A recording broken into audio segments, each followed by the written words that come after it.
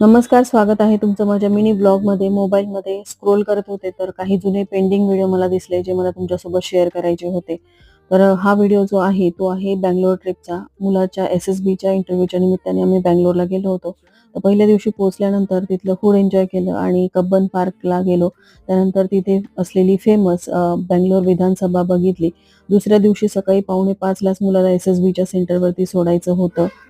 त्याला सोडलं आणि त्यानंतर मग मेट्रोनी आम्ही पुढच्या प्रवासाला सुरुवात केली. बंगलोरमध्ये आम्ही एकूण 3 दिवस होतो. 3 दिवसामध्ये आम्हाला जेवढं शक्य होईल तेवढी प्लेसेस आम्ही पाहण्याचा प्रयत्न केला.